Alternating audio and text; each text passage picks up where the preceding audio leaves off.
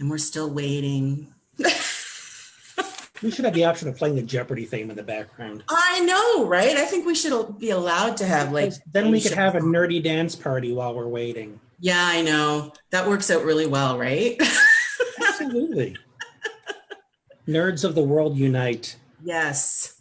Okay. So I think, are you looking at Facebook, Brian? I'm not, but I could.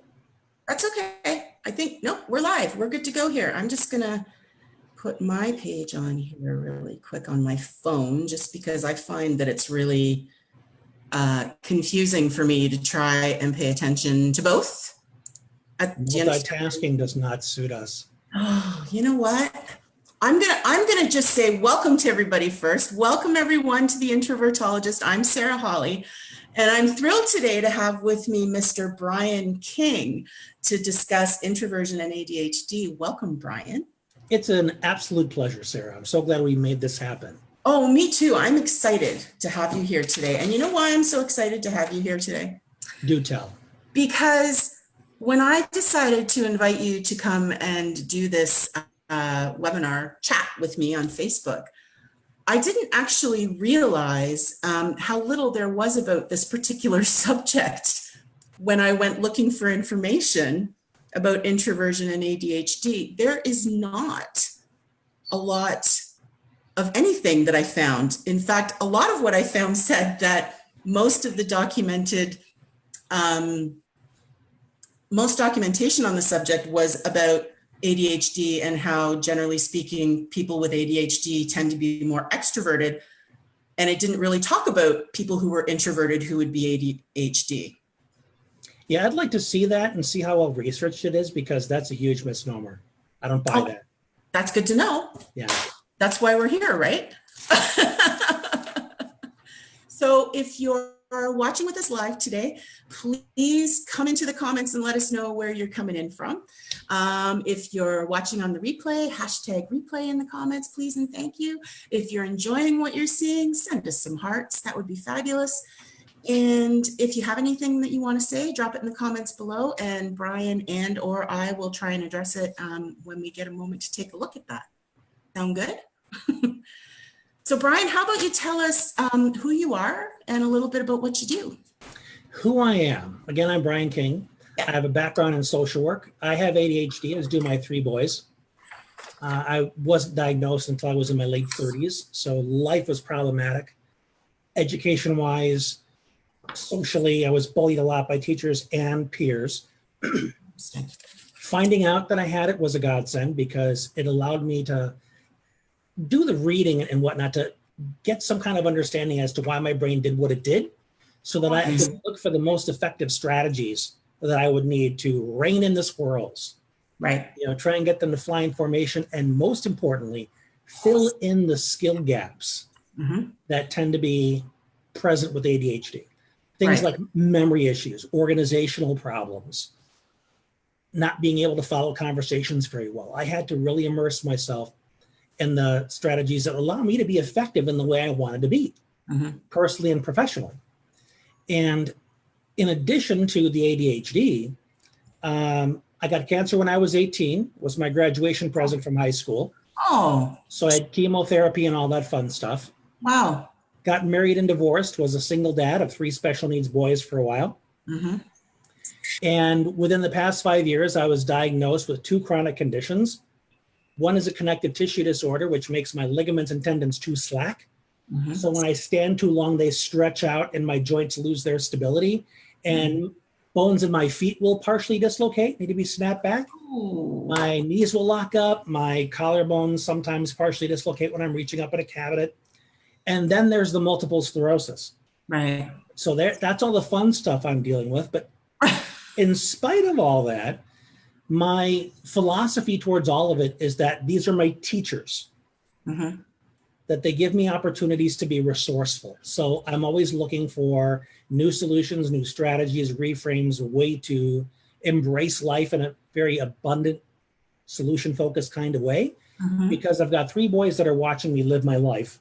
Yeah. And I don't want them to see a victim. Right. So that's kind of how I roll. And what I do is I primarily help parents and teens that have ADHD to teach them how to perform at their peak in spite of their challenges. And I'm also going to be branching off into the corporate realm to help entrepreneurs and business people that have ADHD and other mental issues like anxiety, depression, and help them perform at their peak as well. That's fabulous. I think that's an amazing route to be taking, because I think there's a lot of people out there that can really benefit from that. So good for you. So I'm just going to, just in case anyone is interested, here is the definition that I have come out with for ADHD, and Brian can tell me if he agrees with it or not. So I have attention deficit hyperactivity disorder is a chronic condition that affects millions of children and often continues into adulthood. It includes a combination of persistent problems such as difficulty sustaining attention, hyperactivity, and impulse behavior. Does that about cover it? That's pretty much it. Yeah, that's the clinical definition. Yep. And I find it interesting that it says it affects millions of children that could follow them into adulthood. Well, what about the adults? Right. Why doesn't it say it affects millions of children and adults, many of whom, or the majority of whom, often go undiagnosed? Right. That's what needs to be in there. Yes, I agree. And you said you were diagnosed with ADHD at 30? In my late 30s, and it was because, surprise, surprise, that's when my boys were diagnosed. Interesting. Because I saw the issues in them first in school, because when I was a kid, the label didn't even exist. Right. I was just too busy, too dreamy, unmotivated, undisciplined. Mm-hmm. Yeah. One of the many reasons I was criticized so heavily by teachers and principals alike. Right. And of course, I was raised to think it was my fault. I was the bad one. Right. I didn't want to change. I wasn't putting forth enough effort. But when my kids started school, the label existed. The teachers were a lot more educated on this stuff, so they could spot it when they saw it, and right. Brought it to my attention, took my boys for testing, got the diagnosis, and in reading the information to help them out, all the light bulbs started going off. And that's a very common experience for parents that have kids with these issues. Right. That's interesting, because so I have a son who is ADD. Honestly, he was diagnosed when he was young as borderline ADHD, which I'm sure is not. In my opinion, that's like borderline pregnant. Right. I was just going to say, I think now that if he went and actually had a proper diagnosis, it would be different. But that was kind of what they gave me then. Right. And some pills, because that's what they did. And I always sort of chalked it up to the fact that my husband at the time also fit into a lot of those characteristics of it's always the man's fault, isn't it? Yeah, but you know what? It's not, because it's interesting at this point in my life, and I'm not trying to jump up and down and say, oh, look at me, I have ADHD, because I don't know that I do. However, going through a process with my grandson, who is currently experiencing the symptoms and he's being treated, and then having some discussions with my son about it, who is his father, and doing some reading, I actually started thinking, some of this stuff is kind of me. And for the record, it is possible to have traits without having ADHD. Right. And it may or may not be me. I mean, I've done they have the online tests and whatnot, and it does actually categorize me as ADD, but I don't know that for sure. I mean, I'm a really great starter. I'm not a good finisher. That is typical. But one thing that I want to make really clear to everybody who's watching is the label only matters if you are looking for someone else to give you accommodations. Right. If you need to advocate, if you're in the school system or you have a workplace situation where someone needs a darn good reason to do something differently for you instead of expecting you to do it like everybody else. But in general, if you're an entrepreneur like us, all that really matters is that you have the self-awareness to know where your skill gaps are. Right. So you know what kind of help to seek. Doesn't matter whether you have a label or not. Right. That's actually a really good point, because I wouldn't have thought of it that way, but you're right. In terms of accommodation, that is when it would be the most important, especially for young people that learn differently, right? Because that is kind of what it comes down to. And I know that I really struggled with that with my oldest son growing up. Yeah. In the States, they legally cannot accommodate you unless you have a label, a medical diagnosis from either a PhD or an MD. Mm-hmm. And do you find that Do you find, I don't know how old are your boys? 2016 and 13. Okay. And do you find that having that label is something that has negatively impacted them going through the school system? Not on my watch. That's good. That's good. I'm I just really because I hear people say, like my mother is actually a good example. She said to me, "Oh, they're going to have that label for all those years." And I thought, well, I hope that's not the way we're looking at it now, because it's not about that. It's about helping these kids be successful and get to where they want to get to, right? Can we spend a minute on that thinking? The label's going to follow them forever. Oh, absolutely. To call you Sarah is to use a label that was given to you at birth. Mm-hmm. That's the name that you are going by, that your parents chose for you. Right. The only thing that makes or breaks a label is the meaning and the value that we assign to it. Right. When you look at ADHD and you say, "Oh, I'm so sorry," that's a value judgment. Mm-hmm. That's not inherent in the ADHD label. Right. So the issue here is, can we change the thinking on the value of the label instead of getting rid of the label entirely? Right. That's the work that needs to be done here. So any teacher that works with my boys and they tell me, "Oh, I've worked, with kids with ADHD for 20 years. Great. Tell me what that means to you. Kids that are bad at this, kids that have a hard time with it. Okay, great. We know their struggles. Tell me some of the stories about the cool things you learned about them, as opposed to just spending all this time fixing them so they can be more normal." Yeah. That's not exactly what I say to them. I'm much more diplomatic about it, but my radar is up for that kind of thinking, because I want to make sure that my kids are seen as individuals first with contributions to make in the classroom and society, but they may also need some additional assistance because of slower processing, difficulty taking notes and remembering to write down assignments. That's where I need the extra help, but I don't want the teacher's entire perception of them to be because of those skill gaps. Right. I think one of the things I most commonly saw on my son's report card was that if you gave him something to do hands-on, he was great, but if he had to write it down, it didn't get done. Right. And so, for example, he was really good in shop class, and his teacher said he has a natural ability in this area, but not if I ask him to write a test. If he's in the car, he's great, but if he has to write it down, it's not going to happen. Is it fair to say your son's not a big talker? No, it's not actually. He's probably a little bit like me. I'm being an introvert. It's a little unusual to be, generally speaking, as talkative as I tend to be. And some of it is just kind of like nervous chatter with me that I grew up with, and now it's sort of turned into something else, but it's still a little bit of that for me sometimes. And he's probably the same. Yeah, nervous chatter can be mistaken for extroversion. Yes, absolutely. And when I was young, I was a kid that got picked on. I had a hard time in school, blah, blah, blah, whatever.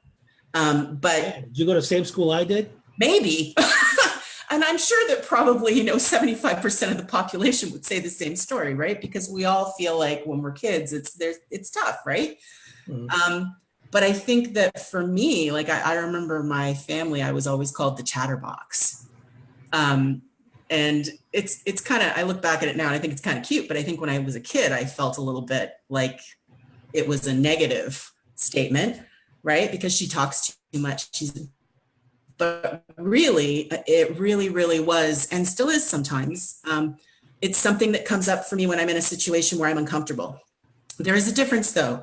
You can tell when I'm uncomfortable and I'm talking versus when I'm not, because when I'm uncomfortable and I have that nervous chatter, sometimes I say things I don't mean to say. And as soon as it comes out of your mouth, you're like, oh my God, why did I just say that? Right? Because it's almost like you're just trying to fill the space because the quiet is uncomfortable, which is not generally associated with being introverted. Well, one of the difficulties with having problems tolerating quiet is because then there is less to distract you from your own self-consciousness.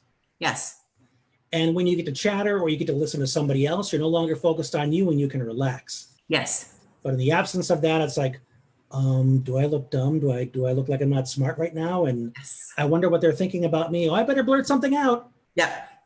And then you think, why did I just say that? Yeah. How old Self-fulfilling am I? prophecy. Are you kidding? I'm like 46 years old, and I still occasionally experience that.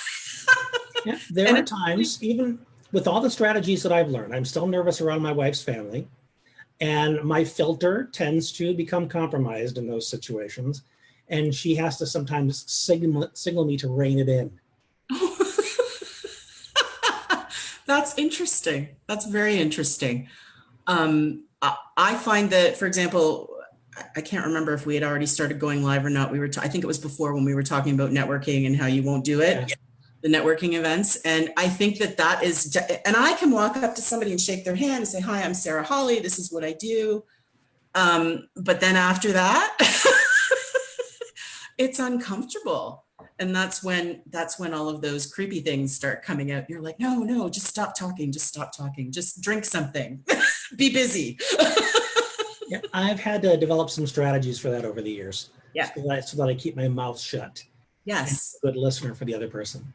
Right. And it's actually something that I've been working on a little bit, not necessarily in a networking capacity, but with doing the work that I've been doing with introverts. I mean, one of the problems that they have, just because it's not in their nature to necessarily want to be in a big crowd of people, is the networking part of things. So if you're an entrepreneur and you want to go to a networking meeting, a lot of people don't know what to do, what to say, right? So it's part of one of the things that I've been working on. So I find that it's also been helpful for me to be looking at those things from a different perspective. So yeah. So we were talking about people. So what I have read is that in general, people with ADHD are considered extroverted.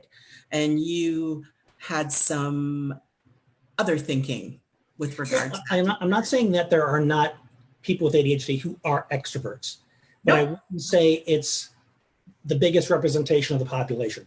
Nervous chatter is a function of impulsivity. You don't know how to stop the words from coming out. It doesn't mean that you're showing up with this enthusiasm about socializing. Like, oh, I'm so lonely. I need this people energy. Where's the nearest party? I have to press the flush. Where's the networking event? That's typically not what's happening with people. If anything, a lot of them are very self-conscious. They're afraid of saying the wrong thing. They're socially awkward. Yes. They're not proficient socially at all. And like you mentioned a little bit ago, they'll walk away from social situations saying to themselves, man, such an idiot. Yeah. What was I thinking? Man, I hope they don't think I was stupid by what I just said. I hope they don't remember me for that. Because extroverts tend to be very socially confident. Yes. That is not the case with people with ADHD. Unless they lack so much self-awareness that as long as people don't run away screaming, they think they have an audience. Right. So why do you think then that some people might assume that? They assume it because they're judging a book by its cover. Right. They're taking it face value. They think, oh, that person's real chatty. That person's really outgoing. Yeah. That's extroversion. Right. But they don't ask any questions to go deeper. Right. Or they will ask people, are you an extrovert or an introvert? And I don't know if this has been your experience, but our culture rewards extroversion. Yes. In the classroom, the people that raise their hands, that participate, are the ones that are valued most by the teacher. Right. Well, then the introverts get shamed. They're not appreciated for the fact that they do better if they're allowed to remain quiet. Absolutely. There's a book by Susan Cain called Quiet. Yes. I highly recommend it. I refer to her as the Brene Brown of introversion. Yes. And if you don't want to read the book, check out her TED Talk.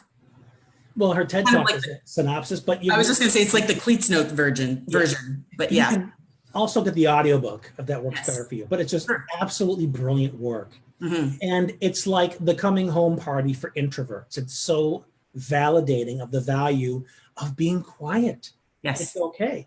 I don't know that thinking has really made it mainstream into the schools yet. That still is living in the 50s. Right. But I hope that it reaches there because it's so important to have both of those problem-solving processes and temperaments in the classroom. I think they balance out each other well. But there are a lot of kids that feel pressured to be outgoing because those are the folks they see getting the attention. Right. and they want to be included. So they will push themselves to be who they are not and screw it up. Yes, that is true. And because introverts tend to be so introspective and quiet, like we talked about, I mean, it doesn't mean that we don't have amazing information to share in our heads.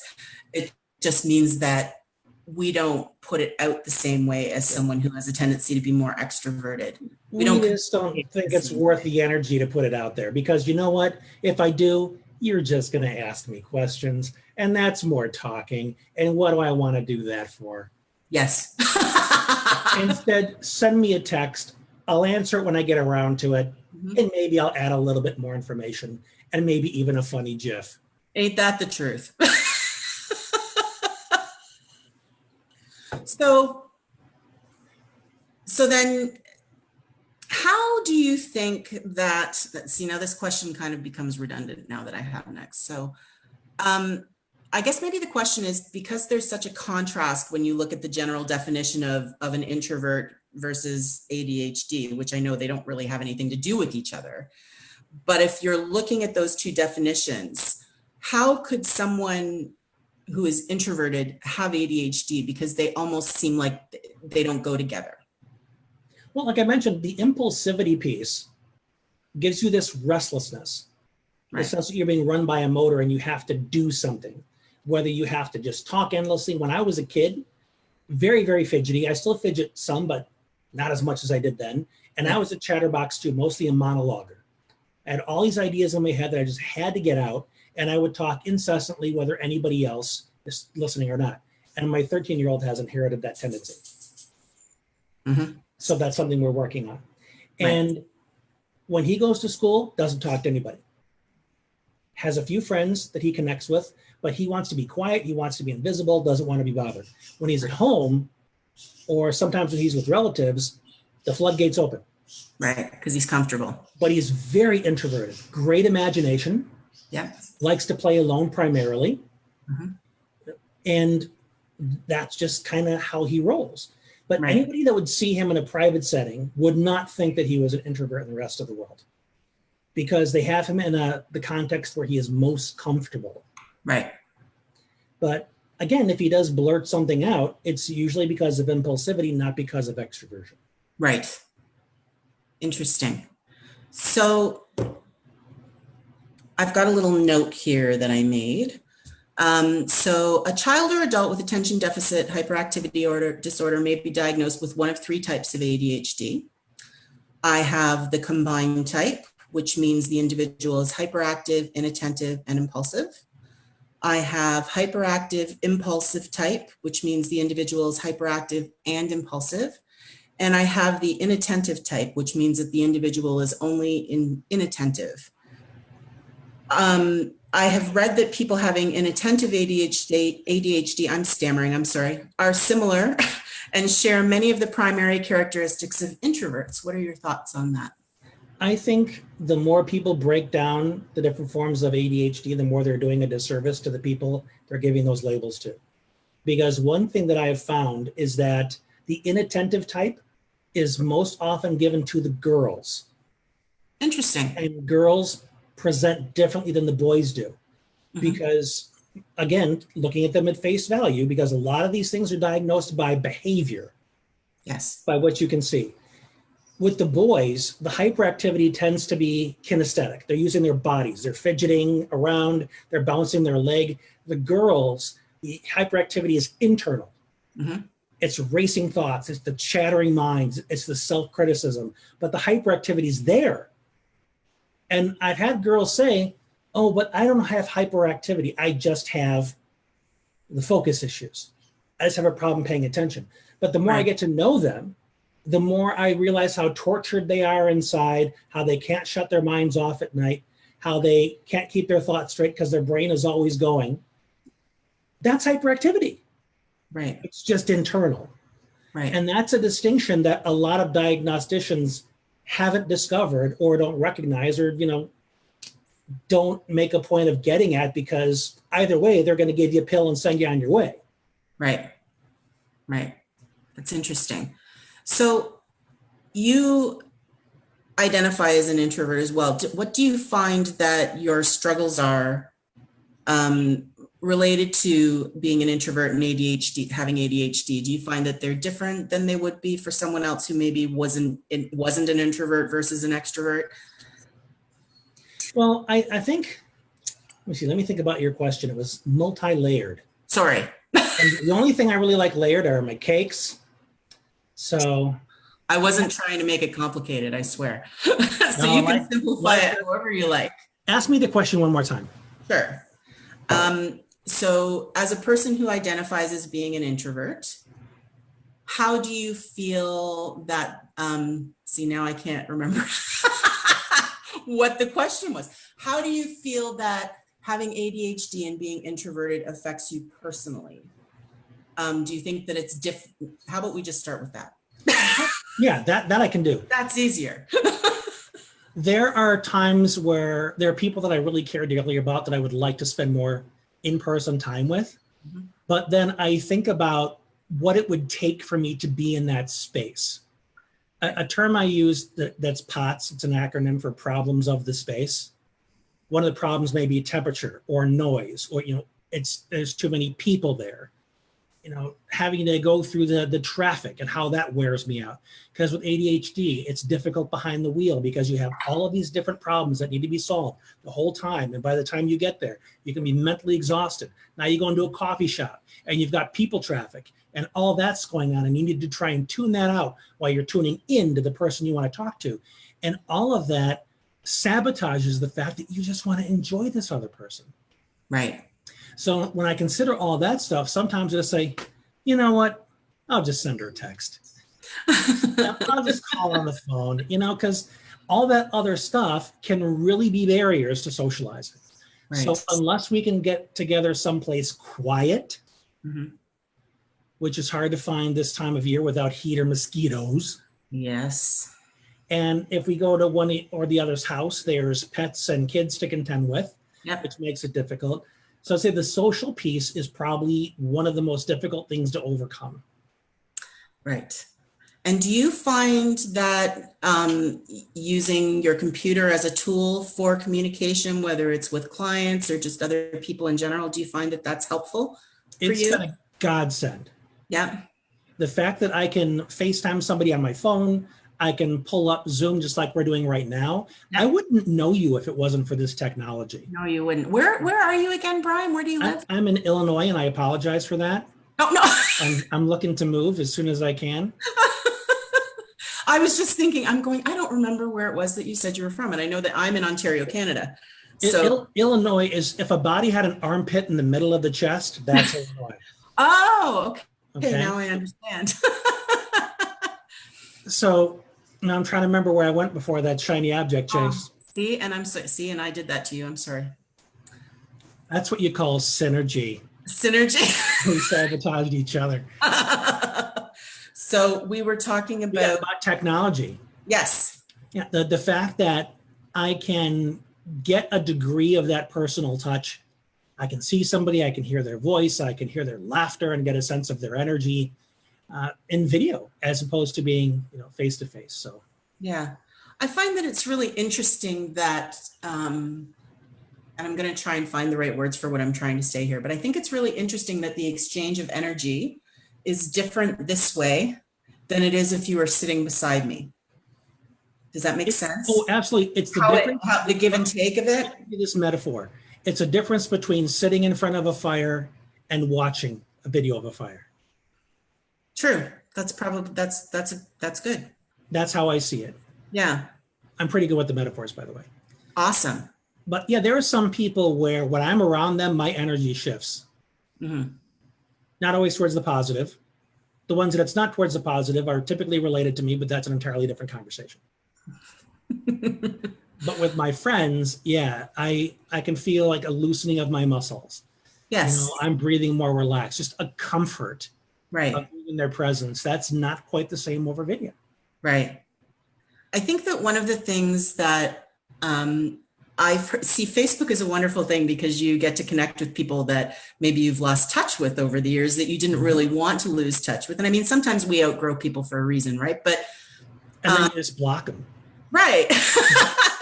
But I've been lucky enough to come into contact with some people that I have lost touch with over the years. And honestly, they were not people that I ever intended to lose track of. It's just life goes in different directions and it happens. So Facebook has been an amazing tool for kind of bringing people together again, right? Which is really, really nice. Yeah, I found that too. Yes. But one of the things that I've heard from a few people is that when I was young, I was so bubbly, me. And you're not quite like that anymore. And I don't think it's Give me a few drinks, that'll change. Yeah, that's true. It turns me into something else. It's probably not so attractive at my age, but that's why we don't drink, right? It's the caffeine-free tea. But yeah, I think that as I've matured, my energy is definitely, and I guess it would anyway. I mean, most of us as we grow up, we mature. If your self-discipline increases and you have better control over those impulses, then you're not going to be that free spirit that they knew you as a child. And by free spirit, I mean somebody who's acting more on impulse than decision. Right. And I do believe, and again, it kind of comes back to that whole nervous chatter thing that I was talking about. I think because when I was young in elementary school, and I grew up in a situation where I wasn't well received by other kids, I was picked on, I was teased, and because of that, I would say things and do things just to try and get attention, right? And I think a lot of kids do that, so it's not unusual. And I think that with maturity, you kind of learn those things sort of, like you said, they relax a bit, right? Because it doesn't feel like you have to be on. You're not trying to impress people the same way because you become more comfortable with who you are and just the characteristics that go along with being who you are. And some people do still struggle with that as adults, I think. When you reach the point where you no longer have anything to prove, right, it's much easier to sit back and just be you and not feel like you have to be on. Right. That's true. And so talking about, for example, the networking situation, that makes me feel like I need to be on. Because I'm there to impress. Well, yeah, I guess that's what it is. Because you come through the door and I mean, you're there to shake hands and meet people and talk about yourself. And sometimes that's a difficult thing to do, to say positive, wonderful things about yourself. Oh yeah, you know what I mean? That's challenging for some people. It's challenging for me. So I'm not sure. I mean, is that something that you've experienced or? When I first started going to networking meetings, I want to say 10 years ago, I felt like the spotlight was on me the second I hit the door. I was so afraid to be in that room. Right. And I felt out of my league. In the headlights. Yeah, I was out of my league. Everybody was smarter than me. Everybody was more successful than me.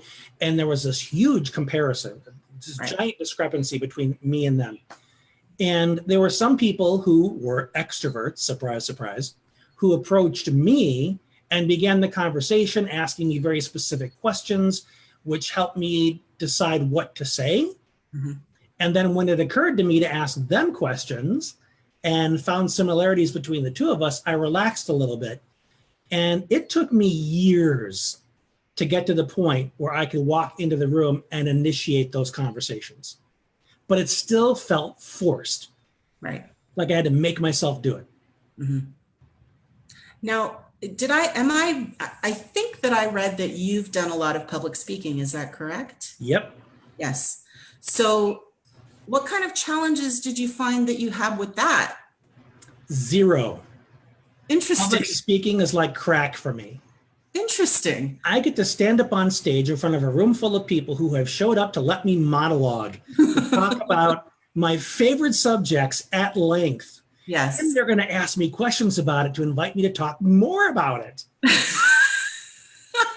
It's like chocolate. See, yeah, now you're speaking my language. I understand that. So then you didn't find that being on a stage in front of people in that way was as intimidating as it might be to actually open up a discussion at, say, in a networking situation, for example? I don't have stage fright.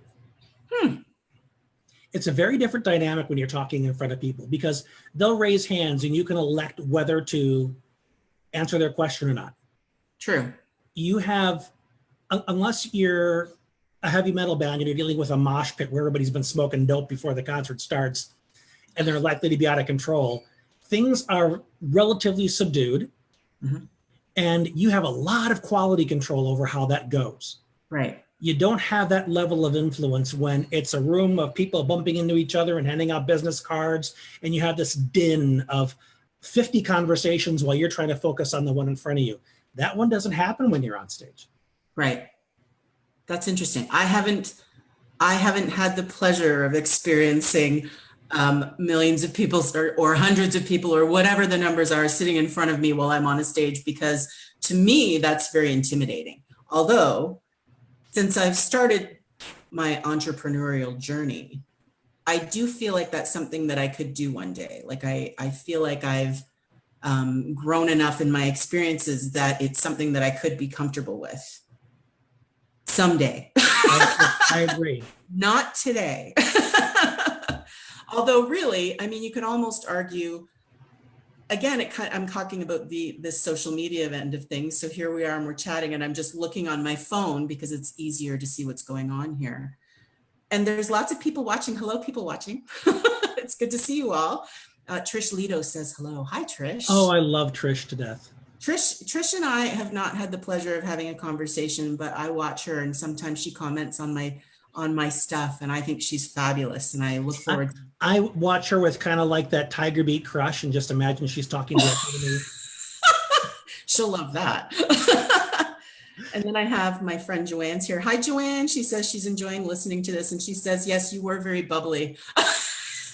Because Joanne is a mom of a friend that I grew up with. And so she remembers me from all those years ago. That's interesting. So if you want the dirt, go talk to Joanne. That's right. She would know. Although that's the house we all went to because it was the fun house, right? Uh-oh, you telling me? I'm telling on you. Yep, that's right. So what symptoms might someone who is an introvert who has ADHD be looking for, do you think? Well, they're similar to what you already described. Difficulty with focus, even on stuff you want to pay attention to. Mm-hmm. There is a phenomenon with people with ADHD called hyperfocus, which is when you get so sucked into what you're doing that time disappears. People can be talking around you and you won't even know that they're there. That's interesting. My second oldest brother could sit in front of the TV for hours and a bomb could go off next to him. My mom would accidentally drop a pan on the floor and be really, really loud. He wouldn't flinch. It's like kids in video games. Exactly. That's a perfect example of hyperfocus. Mm-hmm. And that's wonderful when you're really, really awesome with something, like in the work environment. There's a deadline that's coming and you're really good at what you do and you like it. You're just going to lock into it and right. You're going to crank it out twice as fast as everybody else. Mm-hmm. But if you're not really motivated by it, you're going to flake a lot. You're going to find reasons to play solitaire or go on Facebook. All these little distractions, even though you know you need to be paying attention. So that kind of inattention, distractibility, losing your place all the time, things taking a lot longer than they should, even though you're trying really hard. That's right. The inattention. The impulsivity is you're blurting without thinking. Right. You're making impulsive buys with money you really don't have. You little kids are touching things a lot. Always touching people, like they'll go up to a stranger and pull the lint off their shirt because it's bugging them. Mm-hmm. Or there's a hair there. And again, they're not thinking about it. It just seems to happen. Right. The hyperactivity is you kind of feel like there's this motor in you. You have to move. You have to be doing something. People with the hyperactivity have the racing minds when they're trying to go to sleep at night. They can't shut their brains off. They have a hard time sitting still because there's this nagging feeling that I think I forgot something. I think there's something that I need to be doing. And that's part of that physiology of I need to move. I should be doing something. My body's telling me I need to be doing something. So those are the typical experiences that you'll have when you are an ADHD type. It's interesting. I'm sitting here listening to you talk and I'm going like, I'm putting my hand up. I will send you your membership pin in the mail. Yeah, I think it's a true story, especially when you were talking about the inattentive part. And I really struggle with staying on task sometimes because I'm I don't know. I mean, when I'm really into something, like if I'm working on something and I'm really focused on it, um, the rest of the world kind of disappears. It's when you look at the clock and go, oh my God, does that say 2 o'clock? When did that happen? Yeah, that's right? hyperfocus. Right. But I find that more often than not, when I'm working on different tasks, I have a hard time just kind of staying within the confines of what I'm trying to do. It's like, oh, I better go, I'm going to go make a cup of tea real quick. And then you'll come and sit back down. It's like, oh, wait a minute. I think there's something in my email. Or, oh, somebody sent me a text. Oh, look, there's Joanne. Hi, Joanne. Those kinds of things. And then all of a sudden you're like, I've been sitting here for an hour and what have I gotten done? And then you try and get back on task and you somehow, I eventually end up having to actually walk away and give myself a break and then try and kind of regroup and come back to it later. But oftentimes it just has to do with the fact that maybe it's not something, like it's almost like Paloma talks about the busy work. Yeah, the busy work is the less stimulating, and that's the stuff that gets procrastinated the easiest. Yes. And I think that, and I definitely have, not everybody likes the squirrel syndrome label that we put on. I love squirrels. They're adorable. I agree. But I relate to that because, like I said, I'm a great starter.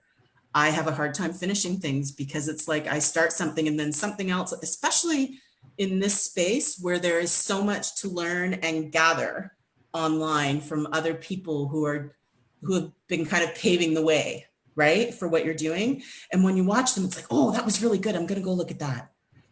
And then something else, oh, there's a course over here. I'm really interested. I'm going to go look at that. And then the next thing you know, you've got 5 things on the go. None of them you've finished and you're already looking at the next thing.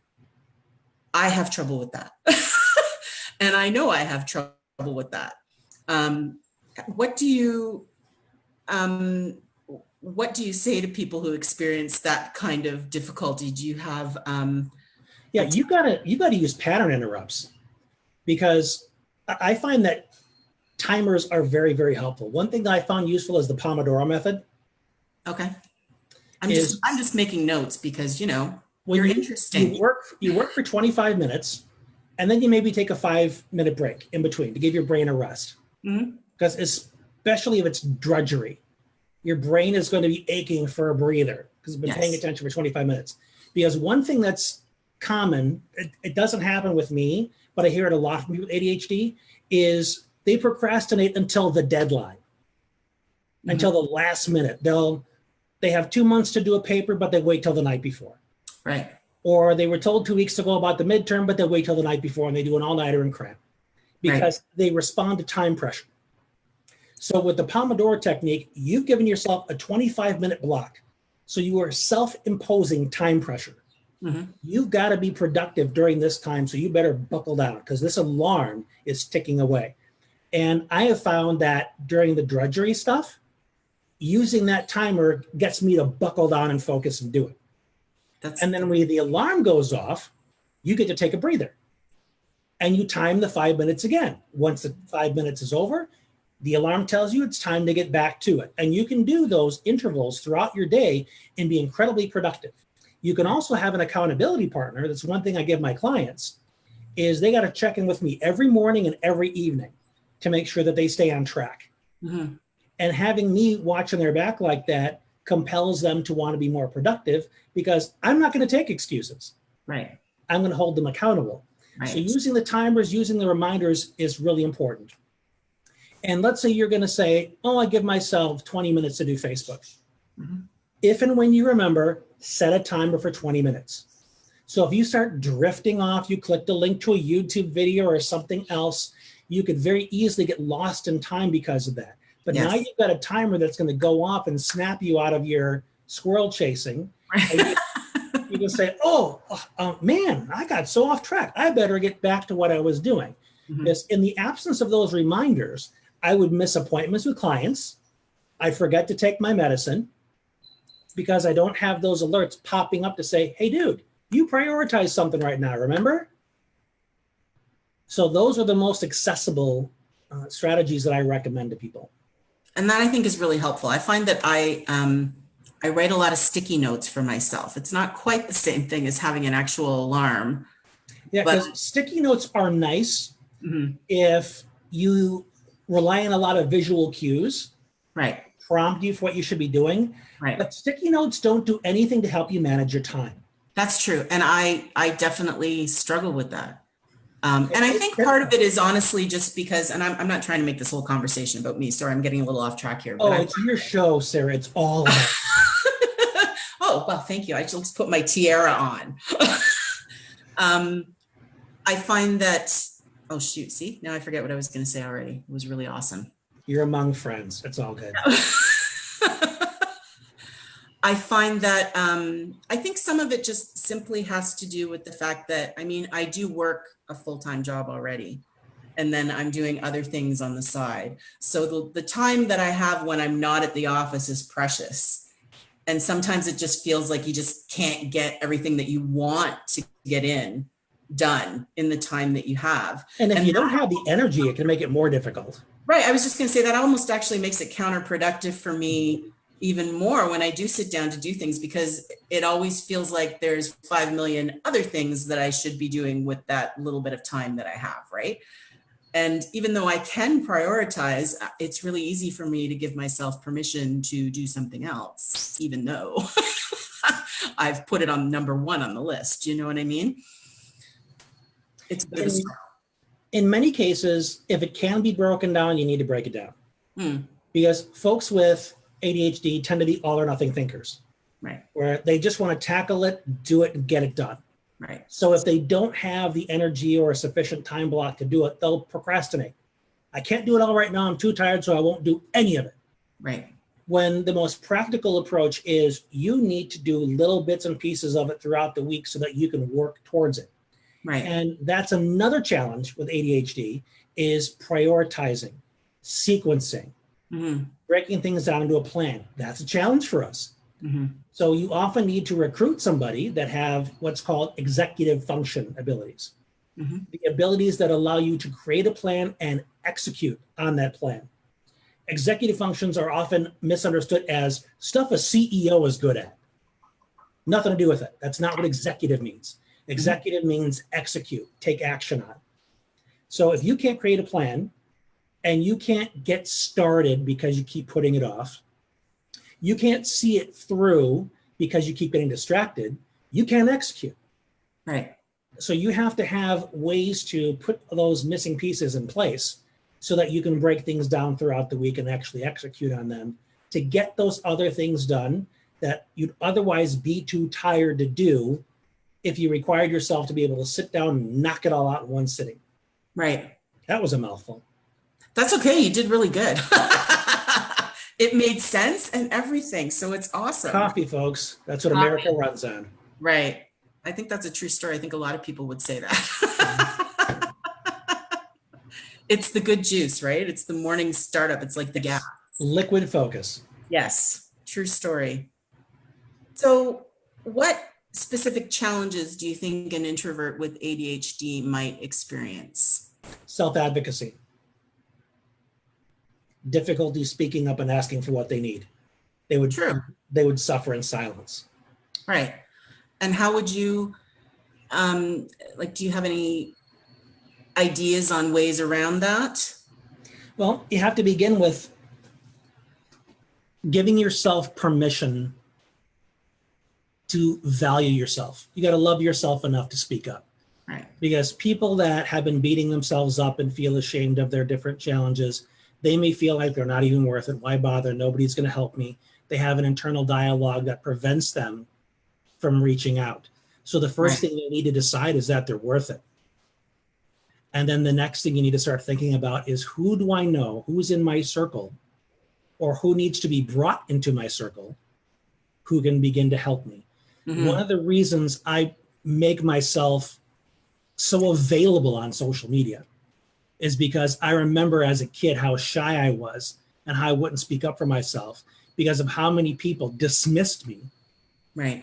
And left me feeling like I wasn't worth it. Yes. I get emails or messages on occasion from people that I didn't even know were out there that have just been lurking. They're too afraid to even click like on a post. But they'll see a video or read an article and they'll reach out to me and they'll thank me. They'll ask a question and I can help them a little bit to maybe move one more step beyond where they were when they reached out to me, to help them a little bit on that journey towards getting the help they need from anyone. Right. And one thing that's important to keep in mind is all of these service professionals in your community are there to serve you. You don't have to sell them. It's not like a networking meeting. You don't have to show up and prove your worthiness of being served. Right. They're there to serve you. And some of the best folks are at the library. Mm-hmm. So go there. My wife works at a library and I just love her dearly. And start there. Getting to know some service people, asking for what it is you need. Mm-hmm. It can really begin to open doors for you. So those are some essential first steps. And by all means, reach out to me. Right. And it's funny when you're talking about that, I recall being young and being a student and being afraid to raise my hand and ask questions because you feel like you're going to be, especially if you're somebody who's already feeling like you just don't fit. You don't want the spotlight on you any more than it already is, right? So it's easier just to keep your mouth shut than to ask questions, even when they're important, right? And the funny thing about it is something that I learned as I got older is oftentimes those questions that you're going to ask, somebody else probably has the same questions and doesn't want to put their hand up and ask you. And you're praying to God that they ask it instead of you. Yeah. That is true. Mm-hmm. And it's interesting, like, why does that happen? Why do we let that become so, like, such a big monster that we just can't, it doesn't feel like it should be something that's so difficult, but it really can be. When you're a kid, you are taught that your job is to please adults. That's true. Your parents hold you responsible for their anger. Don't make me mad. Mm-hmm. Don't upset me. So you think it's your job to make them happy. The teachers, they decide if you're right, if you're wrong. They decide what your grade is. So you better make them happy. Your happiness doesn't matter. So you learn to people please at a very young age. Right. And if you get the disapproval of your peers, you have failed. Right. Because you didn't make them happy. And that pressure can carry you into adulthood if you never learn that your feelings and your needs matter too. Right. Right. So you, I think you work with, I can't remember if you said that you work with people that have autism or you've. Yeah, I also work with people that have Asperger's. It's an older term. Yep. And all my boys have Asperger's on top of the ADHD. I absolutely have traits of Asperger's. I was diagnosed very Asperger-y in addition to the ADHD. The challenge with making a diagnosis for me is I become far too proficient with language and social skills, which I immersed myself in learning because I wanted to be more effective in relationships. Right. So I hide it so well, or can work around it so well, that I no longer meet the criteria. And I'm fine with that. Right.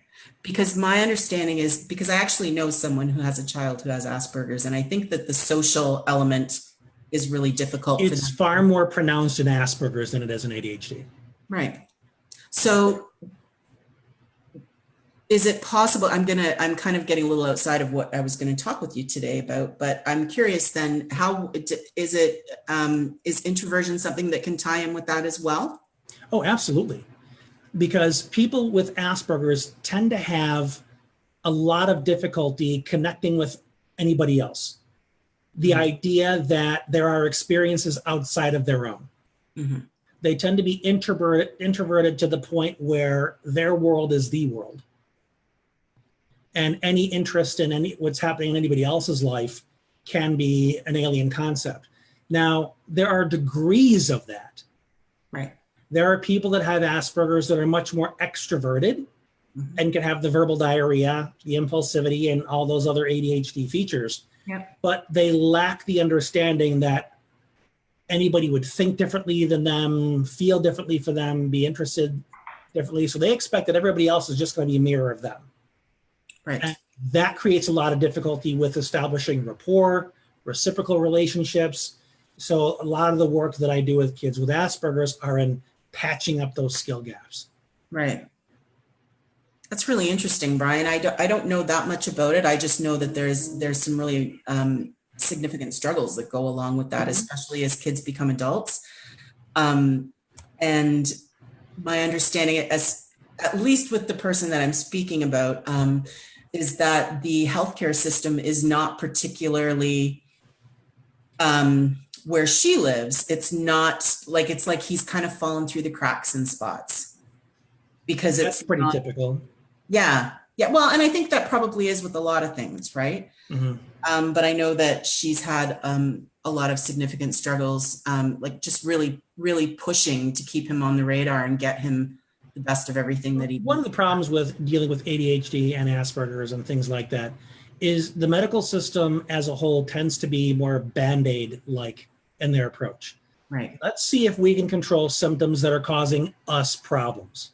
right, You're disruptive in the classroom. You're acting out at home and causing the parents to have sleepless nights. Let's medicate you so that you are more under control. Let's not do a whole lot to help you build the skills you need to be a successful adult. Let's just keep you under control. And the parents know my kid has to be able to succeed and have their own life when I'm gone. And there aren't too many people out there that provide the services to make that happen. And if they do, and I, not to diss too many of my colleagues, but they overestimate their understanding of what it's like to be in the skin of the people they're serving.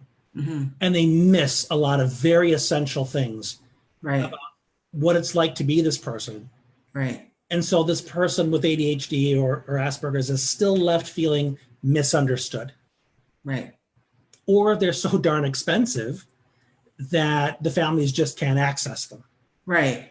And I think that, I think if I understand it correctly too, especially when you're dealing with young people who are still, your hormones are all over the place and everything else, it's that much more difficult to kind of get a grip on. Yeah, puberty can make it much more difficult, especially when you're dealing with a kid who thinks that their feeling is an accurate reflection of reality. And you have adults that think that way too. Well, it makes sense in my head, therefore it's true. Or I feel like there's a problem, therefore there must be. Believing your anxiety. I feel like there's danger, so there must be danger. As opposed to understanding that, no, this is something that my body is just doing. Right. So it's not necessarily a realistic. Right. They have difficulty, what's called reality testing, which is checking it out to see, is there evidence to support this? Right. So a lot of kids pre-puberty, the more you can teach them self-awareness so that they understand that I need to test this out, what I'm thinking, what I'm feeling, as opposed to just believing it. The more kids are equipped for that, the more smoothly puberty can be. It's not going to be without its challenges, because those raging hormones can make you a little nutty. Well, even when you're not dealing with all of those other factors, I mean, puberty is just an adventure anyway, right? But having that capacity to reflect and question your experience is extremely valuable for anybody, but especially for those kiddos. Sure. That's amazing. So I think I already asked you about coping techniques, didn't I? I did. Okay. So do you have anything else that you think would be valuable to add to this topic for today? I've kind of run through my questions.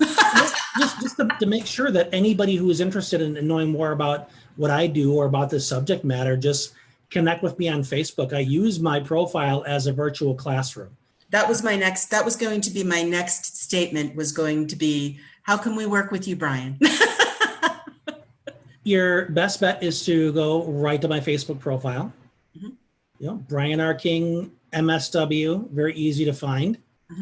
Or you can go to my website, which is mindsetbeforeskillset.com. Fabulous. Do you want it? Would you, or could you drop those links in the comments when we're done here today? Absolutely, or pass them along to me and I can do that, just so that we can share them with people, because you're a wonderful speaker, Brian, and I really, really appreciate that you came and had a chat with me today. Well, this was all recorded. I did this all ahead of time. I just been mouthing things. Oh, so it's like I'm live and you're not? That's interesting. But thank you, Sarah. I appreciate the compliment. Oh, no, really. I really appreciate having you here today. And you're a wealth of knowledge, and you shared some really fabulous stuff with us today. So thank you so much. Thank you. It's been a pleasure. Thank you to everyone who tuned in today. I see lots of hello comments and that kind of thing, but I don't see any actual questions. So even once we're finished here today, if you're watching on the replay and you have questions, please pop them in the comments below, and one of us will be sure to address those. Right? Sounds great.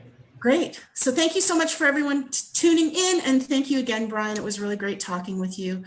Hope everyone enjoys the rest of their Friday and have a great weekend, and we'll see you again soon. I'll be back next week on Friday doing a panel chat with a bunch of my fabulous introverted friends, and hope you'll all tune in for that too. So enjoy your Friday, and thank you again, everyone, for tuning in today. Take care. Bye.